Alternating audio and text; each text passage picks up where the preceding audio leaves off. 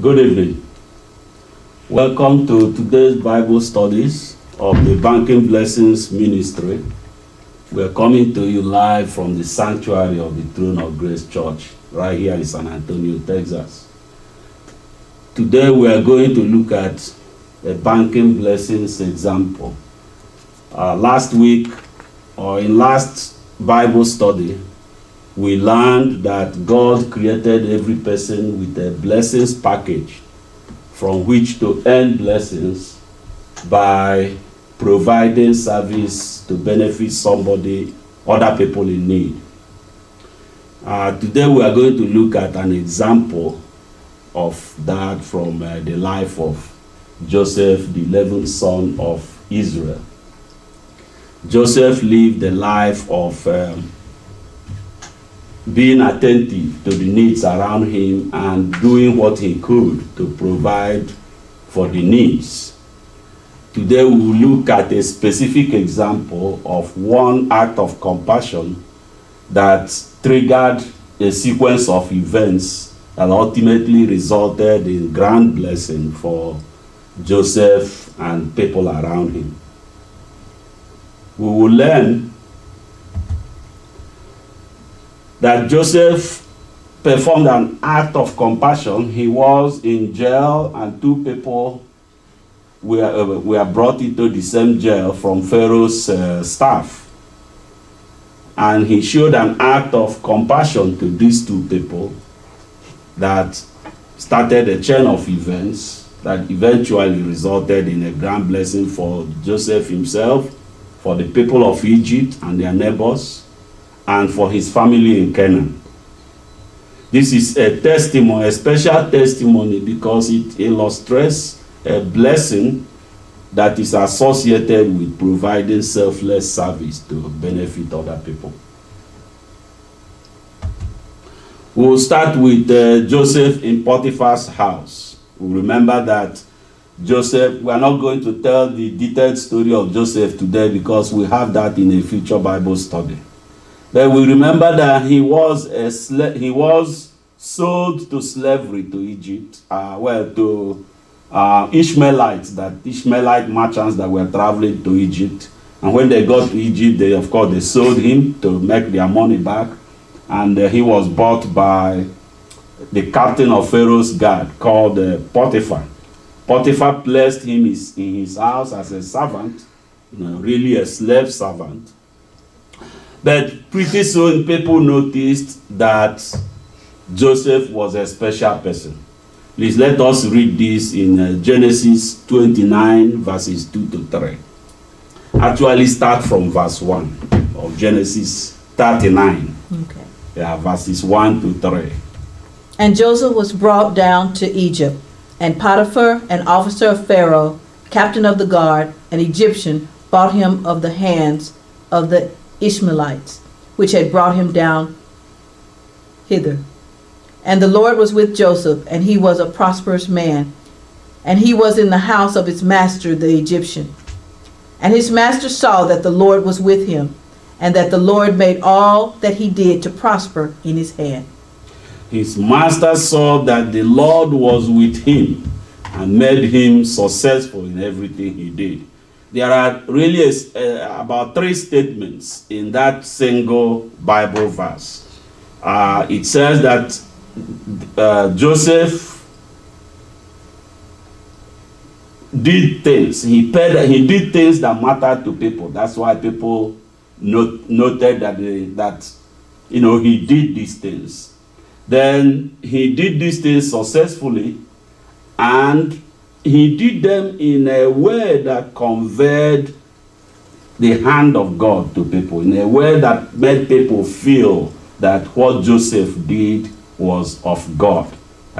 So he did what mattered to people, he did them successfully, and he did them in a way that conveyed the image of God to them. This is very important. I mean, if he was a 419 person, people are not going to say, they will see he's successful, but they are not going to say that the Lord was with him. Mm-hmm. The reason they said the Lord was with him is that they actually felt God. They actually felt felt the image of God in what he did. So Joseph was attentive to needs. He did what he could to address the needs, and he addressed the needs successfully in a way that made people see the hand of God in his actions. This carried him. When we know that, again, we're not telling the detail of the story, but we know that eventually Joseph had a problem with Potiphar's wife, and Potiphar jailed him, mostly because his wife, he didn't like what his wife said about Joseph, and didn't give Joseph a chance to defend himself. He just picked him up and put him in jail. While in jail, of course, Joseph did not change. He remained the same kind of person that he was. He kept being attentive to people's needs and doing what he could to provide for the needs. And in one incident, he saw that two people that were under him, two people that came from Pharaoh's staff and were placed in his care, that they looked sad one morning. And Joseph asked them why they were sad. He found out that they each had a dream and they needed somebody to interpret. They were troubled by the dream. They felt that this dream meant something and they needed an interpretation. Joseph recognized these needs and felt and was compassionate through these two people. And I want to explain again the meaning of compassion. Compassion connotes kindness, but it's much more than kindness. What it is noticing that somebody is unhappy, somebody is in a bad mood, or somebody is in a bad state because of a need that the person has. And then developing a commitment, having a commitment to do something to alleviate the person's position. So this being compassionate, really is what the kind of thing that God said that we should do, that Christ described the special blessing that we studied last week. The special blessing that is described in Matthew 25. That when you notice that somebody has a need, and then you feel a commitment to do something to alleviate the person's need, to help the person's need.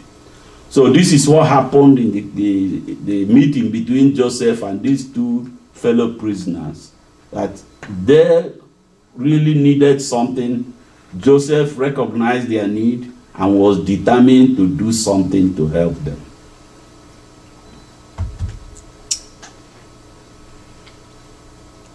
What they needed was somebody to interpret their dream. He really didn't have any experience interpreting dreams, but he felt, at that moment, he felt he could do it. He felt that with God helping him, that God can interpret their dreams for him, through him. So he said, well, doesn't dream interpretation, doesn't interpretations belong to God?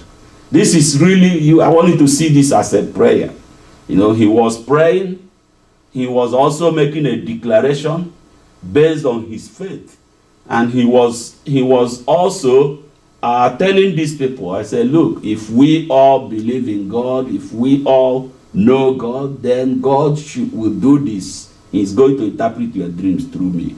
Let us look at the Bible passage, Genesis 40, verses 5 to 8. Amen. Genesis 40, verse 5, he says, and they dreamed a dream, both of them, each man his dream in one night, each man according to the interpretation of his dream, the butler and the baker of the king of Egypt, which were bound in the prison. And Joseph came in unto them in the morning and looked upon them, and behold, they were sad. And he asked the Pharaoh's officers that were with him in the ward of his Lord's house, saying, Wherefore look ye so sadly today? And they said unto him, We have dreamed a dream, and there is no interpreter of it. And Joseph said unto them, Do not interpretations belong to God? Tell me then, I pray you. Do not interpretations belong to God? So he was saying, look, Amen. Interpretations come from God. So don't be afraid. God will interpret your dreams through me. Tell me your dreams. He interpreted their dreams successfully. We're not going to go into the detail today. He interpreted their dreams successfully. But by something very important happened there that neither Joseph nor the other people knew. But today, looking back, we can see what happened. That in fact, what was happening was, it's like you started a new business and you print a business card, just one business card, and give it to somebody that is going to need your service 2 years later. And you know who that person is. So essentially what was happening here is that Joseph used this opportunity to demonstrate competence in a service in an area that will be needed by Pharaoh 2 years later. He didn't know that. He just thought he was being compassionate towards these people. But in fact, what he was doing was he was advertising himself as somebody capable of interpreting dreams.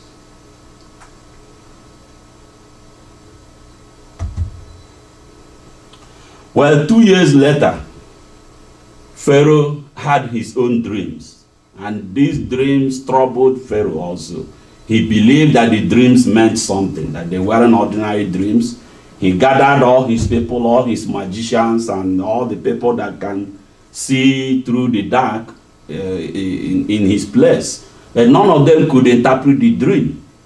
So it was at that point that the chief cupbearer, one of the people that Joseph interpreted dreams for 2 years earlier, at that point he remembered Joseph.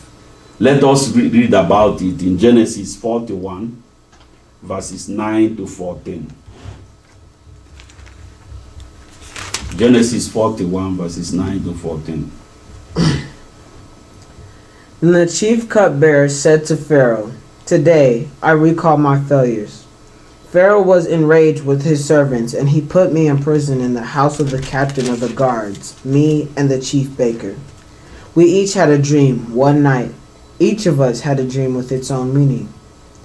Now a young man, a Hebrew, a servant of the captain of the guards, was with us there. He told him our dreams, and he interpreted the meaning of each of our respective dreams for us. It happened just as he had said to us. Pharaoh restored me to my office, but he impaled the baker. Then Pharaoh summoned Joseph, so they brought him quickly out of the dungeon. He shaved himself, changed his clothes, and came before Pharaoh. Pharaoh said to Joseph, I had a dream, and there is no one who can interpret it, but I have heard about you, that you can interpret dreams. Joseph replied to Pharaoh, It is not within my power, but God will speak concerning the welfare of Pharaoh. Then Pharaoh said to Joseph, In my dream, I was standing by the edge of the... Oh. Yeah, let's leave it there. It's the important. We've read the important part that the chief cupbearer remembered Joseph, and he really remembered. In fact, Joseph had begged him to mention him to Pharaoh, and of course he forgot. It's not that Joseph was important to him. What was important to him was he knew that Joseph interpreted dreams for him successfully, and now his master Pharaoh needed somebody to interpret dreams. So he told Pharaoh about Joseph, and Pharaoh sent for Joseph, brought him, and when they brought Joseph, he said, well, Pharaoh told him, I heard you can interpret dreams. I had these dreams that bother me. Joseph said, well, he could not, but God will give Pharaoh the interpretation he needed, which meant he was going to do it, but he wanted people to recognize that the interpretation was from God. It wasn't from him.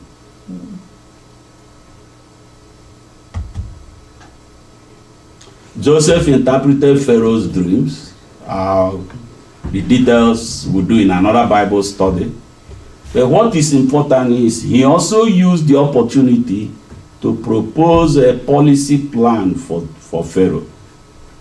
And let us read about that, because that was very important.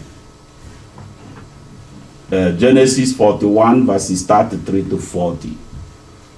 So now Pharaoh should look for a wise and discerning man and give him authority over all the land of Egypt. Pharaoh should do this. He should appoint officials throughout the land to collect 1/5 of the produce of the land of Egypt during the 7 years of abundance. They should gather all the excess food during these good years that are coming. By Pharaoh's authority, they should store up grain so the cities will have food, and they should preserve it. This food should be held in storage for the land in preparation for the 7 years of famine that will occur throughout the land of Egypt. In this way, the land will survive the famine. This advice made sense to Pharaoh and all his officials. So Pharaoh asked his officials, "Can we find a man like Joseph, one in whom the Spirit of God is present?" So Pharaoh said to Joseph, "Because God has enabled you to know all this, there is no one as wise and discerning as you are. You will oversee my house. Hold, and all my people will submit to your commands. Only I, the king, will be greater than you." That is, Joseph was appointed to the highest position in Egypt. He was higher than every person. Everybody reported to him except Pharaoh. And it was only in matters related to the throne that Pharaoh held exclusively for himself. But every other power he gave to Joseph. And because Joseph told his dreams, and the dreams predicted a period of abundance, 7 years, and then followed by 7 years of famine. And the period of famine will be so severe that it will wipe out, it will be as if the 7 years of abundance never existed. So Joseph used this opportunity to propose to Pharaoh something that Pharaoh could do to prepare, to use the periods of abundance to prepare food reserves that would take Egypt through the periods of famine. And Pharaoh liked the plan. He talked to his cabinet. Everybody liked the plan. So Joseph, in one incident, was taken from jail, where he was left to die, really. He was put in jail and the key was thrown away, so to speak. And he was pulled from this jail and appointed to the highest administrative position in a very rich country. The land of Egypt in those days is like the United States today. It's a very powerful country. This, remember how it started. It started with one act of compassion. He was compassionate to those two people.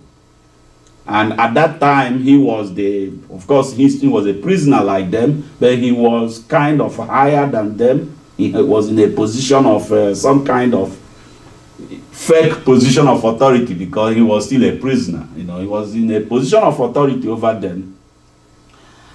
And I mean, he could have just looked at them and ignored them, or said, "Look, pick up yourself, and why are you looking so sad? We don't have time for sad people in this jail."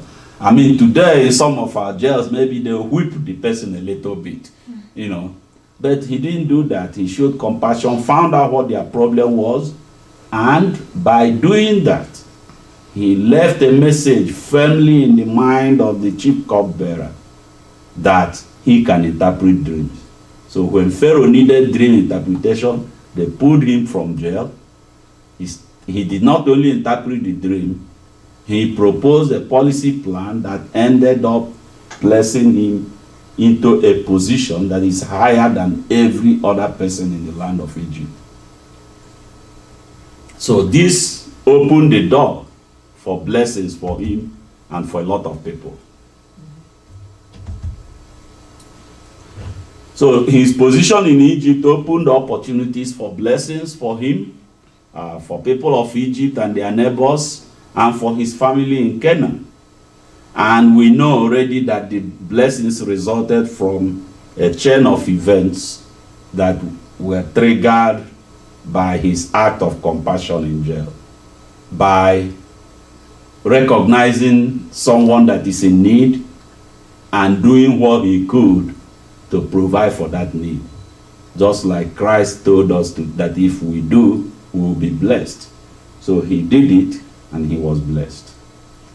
Let us look at the blessings.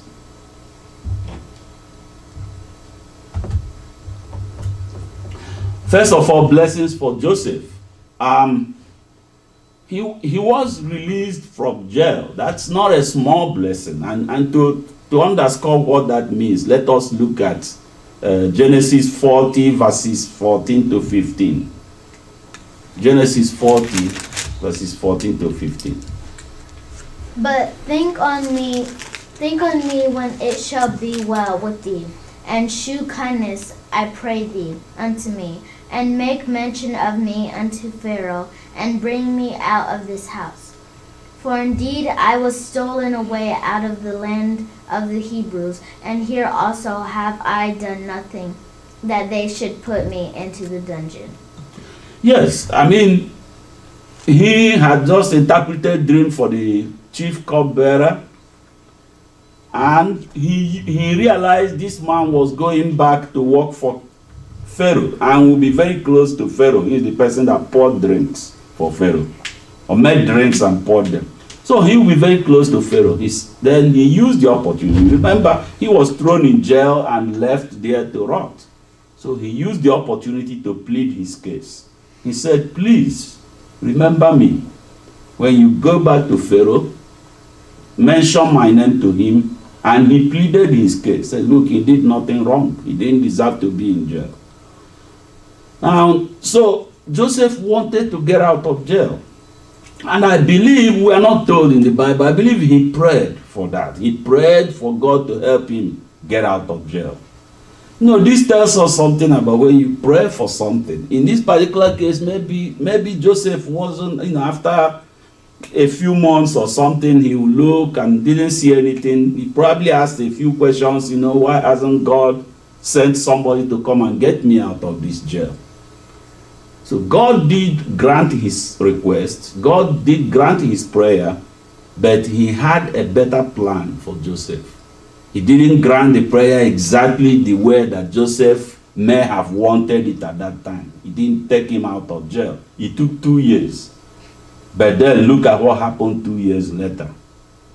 He created the perfect opportunity for Joseph to come out, and not just come out from jail, but be appointed to the highest administrative position in Egypt. So I consider this to be blessings for Joseph. He came out from jail, and he became the highest administrative person in Egypt. But a more important blessing, actually, that we cannot discuss in detail today, is kind of long, but is that, remember, his brothers had done something bad to him. They are the people that sold him to slavery in the first place. They actually wanted to kill him. Eventually they did it. And he needed to forgive them. And he put them through a lot of tests just to see whether they were still the kind of people that will want to kill their little brother, or whether they had truly repented from what they did. And through those batteries of tests, one of them, the very last test was when he put one of his special drinking cup into the bag of Benjamin, his junior brother. And then eventually they made an agreement that whoever was found with the cup would stay and become a slave in Egypt. They didn't know that one of them actually had the cup, because really it was planted. They didn't steal it. But when they found the cup in Benjamin's bag, then Judah stepped forward and offered himself to be enslaved in Egypt in the place of Benjamin. This convinced Joseph that these people were, instead of being people that will kill their brother, they were now their brother's keeper. They are the kind of people that is, they had truly repented from what they did to him, and he was able to forgive them. That true forgiveness, I think, was a blessing to Joseph.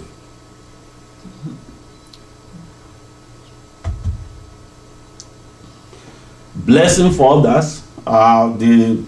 Egypt used the 7 years of abundance to build up tremendous food reserves. So during the 7 years of famine, they were selling food at very low price to their people, and selling food to foreigners. The countries from around that area went to Egypt to buy food. In fact, that's how Joseph reunited with his brothers, because they came from Canaan to buy food from Egypt.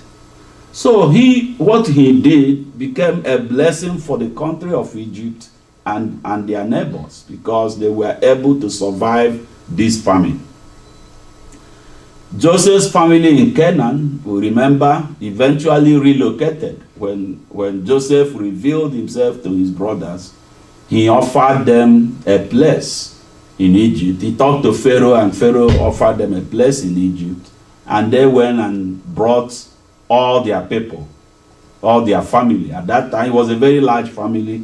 There were 70 household heads. They didn't just counting the men, not counting the women. So there were much more than 70 that got to Egypt from Canaan, from Joseph's family. And of course, we know what happened later on. They prospered and multiplied, and by the time they left Egypt later on, they were a major nation, or a major group of nations, in fact. So the family in Canaan would have been dealt a blow if they had to sit there and go through that famine. We don't know what would have happened to them, but today we have the nation of Israel that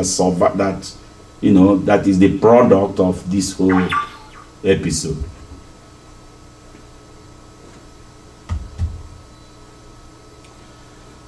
So Joseph had one act of compassion. He was a very compassionate person, of course. So this one act was not the only one, but it was the specific one that opened the door for him to eventually become a very highly placed person in Egypt, that made Egypt prosper during a famine, made his family prosper, and gave himself opportunity to become a great person. How did he get here? He provided a service to benefit somebody in need.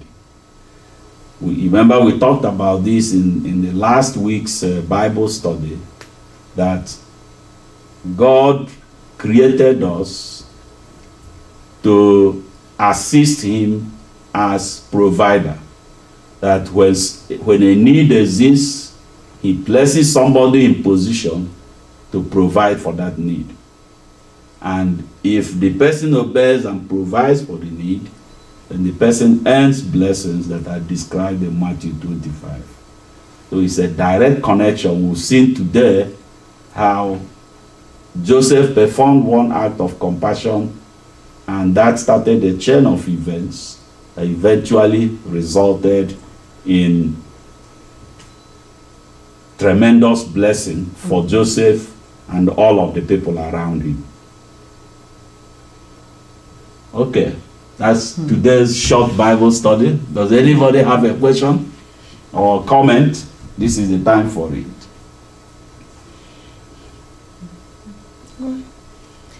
The comment I wanted to make, as I was sitting here and you were teaching, and the acts of compassion. And sometimes we get anxious, but it took 2 years. Yes. But God never forgets your acts of compassion. Yes. And one thing I wanted to share, when that 2 years, in my younger days, I was in the military, single, and we had some individuals in a church. We were at a chapel. I wasn't even married. And the chaplain had asked because in the military function you cannot take donations because it's all strictly military.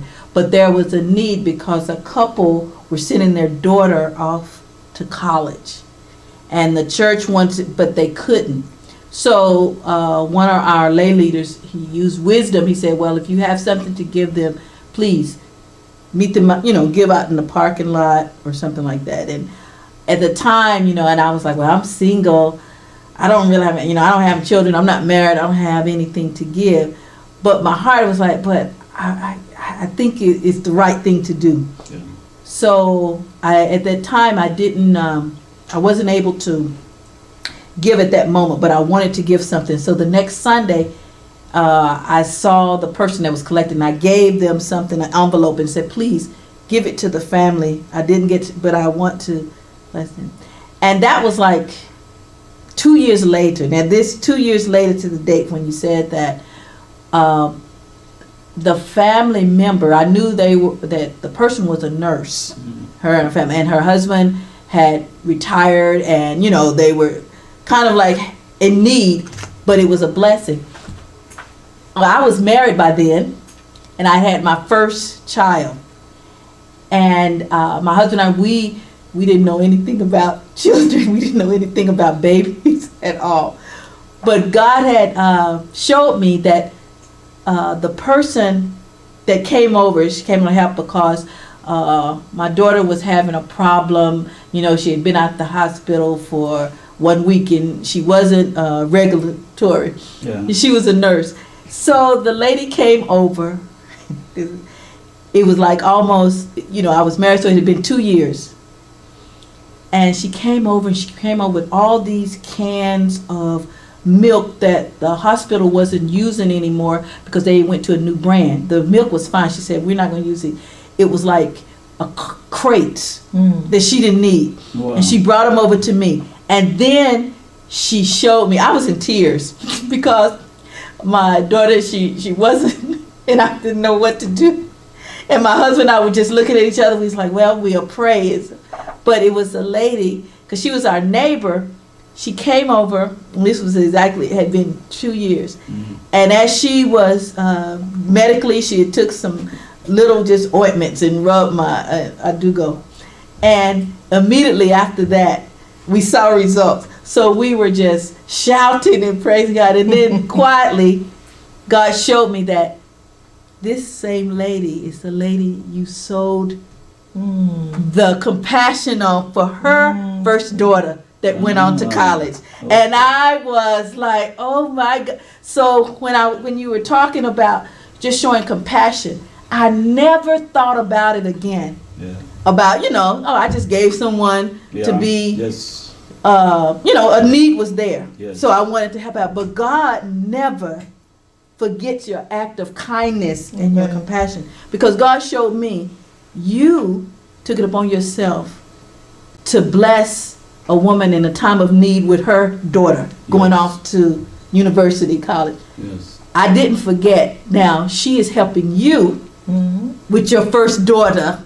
And from that point, I knew that God never forgets act of kindness. And that was almost 2 years later, because I wasn't married when I sowed into her life. Yeah. And that was that was a blessing for her. Yeah. No, God does not forget an act of kindness. He does not forget an act of providing a service to help somebody in need, especially when done in a selfless way. When done, you are not doing it to earn people's recognition or for them to clap for you or to buy it from you or something. You just did it because of compassion. That's what God created us to do. And Christ told us that hey, if you do this, here is the blessing you will get. So God cannot forget. Amen. So just to add to what you said about that compassion, sometimes most people they will feel compassion at one time or the other, but they don't act on it. It takes God, or it takes somebody that is a good person to act on that. Yes. You know, so Joseph, like you said, you acted on that. Yes. And not knowing, with sincere heart, you're doing it unto the Lord. Yes. And the Lord is a God that rewards. Yes. So God remembered. Yes. You know, and also when Joseph acted on that, Yes. he acted with innocence, Yes. just to help Help the them. men Yes. in that. Yeah. But as we go on, we can also see that maybe God caused famine in the Hebrew land, in Canaan, so that Joseph can meet his family again. That's a possibility. Remember, there was no time he thought that he can see them again. Yeah. So it was God. So whenever we go through things, if we are right with God, God knows what he's doing, because his purpose will always come to fruition. So Joseph was faithful, even in the prison, Yes. that God made everything to happen. Yes. So most of the time, as we go through things, though we seek the face of God, though we search our hearts to see when we are where we are wrong, and we confess our sins, but God has a plan and a purpose. Even in that dungeon, even in that valley that we are, there is a purpose for God to make that happen in your life. Yes. Amen. You know, That is so true, and it's important not to give up. yes. Because I think that's an important point you made here, that Joseph, through all the things he went through, and you know, we're not going to discuss the details, we'll do that later on. It's a very important story. But through all the things he went through, he remained the same kind of person. I mean, imagine somebody that was brought in, was thrown into a well and eventually brought out, sold to slavery. And when he got to the place where he was made a slave, instead of living in bitterness, he actually lived cheerfully and became somebody that people recognized as somebody that helped people. You know. So, okay, more questions, more comments?